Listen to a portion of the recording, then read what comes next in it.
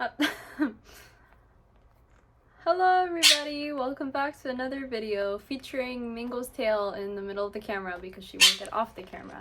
With the last video I recently posted about Luza, talking in the shower, I've gotten yeah, I'm seeing there. Oh no, I've gotten some comments asking how to get your parrot to talk. So I'm gonna put the same disclaimer for this video that I did for the last So I've gotten a lot of comments asking me, how do you get your parrot to talk? How do you get them to talk that much?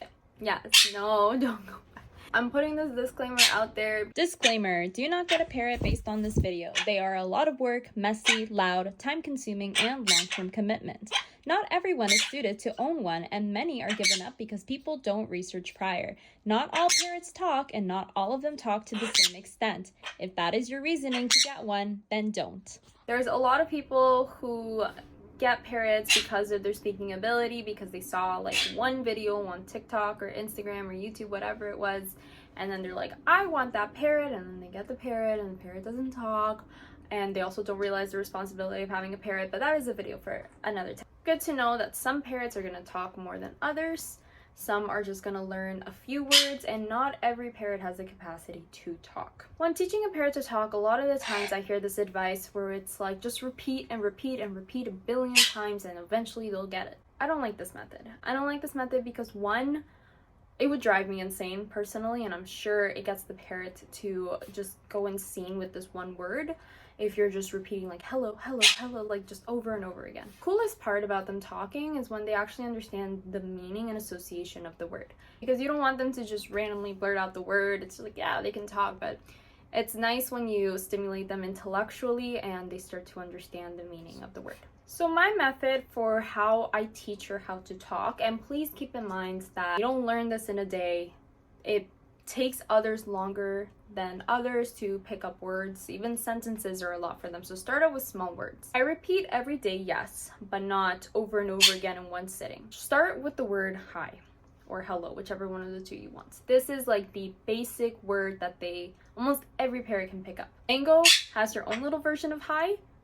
She'll do this really high pitch going hi like that. That's the only word she knows how to say, and it's the cutest thing, and she knows to say it only when she sees me. So every time you see them, every time you leave the house, you come back in, just be like hi. That's all you need to do every single day, or every single interaction you have where you see them again after not seeing them. Once you went down to eat breakfast and you came back up, hi. You left the house, you come back, hi. They will eventually pick it up. Hi!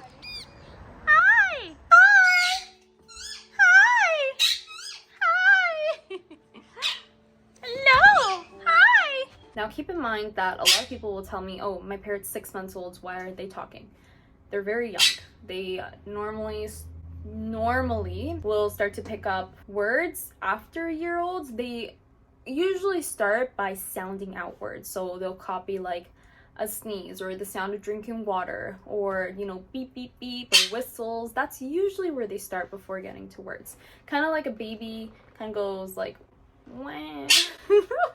Before they start actually talking, they sound out stuff. So expect this a little later, more into their like teenager adulthood years, where they start to pick up these things. So I mean, even though this isn't words, you could start off with whistling. Another way with certain words that you can get them to associate with is talk to them like you would with a human, right? So for example, Luza, she says thank you when you give her something she likes. So every time I pass her, someone passes her a treat, or I pass her a treat, I always go say thank you, and I make sure to emphasize that word a little with a different tone. So instead of, I'm talking about you, yeah. So instead of just saying say thank you, there's no like emphasis or emotion behind it. Birds are very based on tone, emotions, excitement.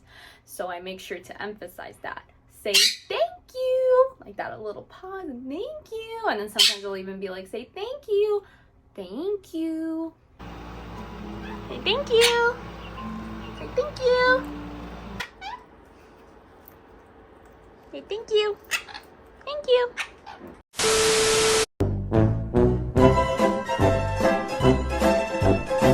So then every time I pass her something, it's both a positive reinforcement and as well teaching them another word. For example, the way I taught her goodbye is every time I left the room, I would be goodbye, goodbye. I even gave some gesture to it. I gave like a happy little tone to it. Goodbye, bye-bye, bye-bye, goodbye, like that, right? I said it a few times. I didn't just repeat it like crazy. I associated with me leaving. So after a while, she picked this up, and every time I leave the room, she immediately goes, bye-bye, bye-bye, bye-bye, bye-bye, bye-bye. And this also helped because she understood the word goodbye of me leaving. You know how birds can get clingy and they don't want you to leave? So every time I would put her back, and this is mainly for me because I don't cage them. I just leave them like on their perch. They have their room, well, their room, and I rent the corner of the room. And I would be like, bye-bye, bye-bye. She knew to stay there because she knew I was leaving and that I would come back. So with the words, once they associated, it is very interesting to get to the part where it's kind of like a command, right? Just like birds understand the command, understand the word and can say it back to you, it gives a bigger understanding to the meaning of it. So it's not just a command of like, stay right there, right? You're getting that interaction with them while also getting them let you leave. That's a good one to teach them.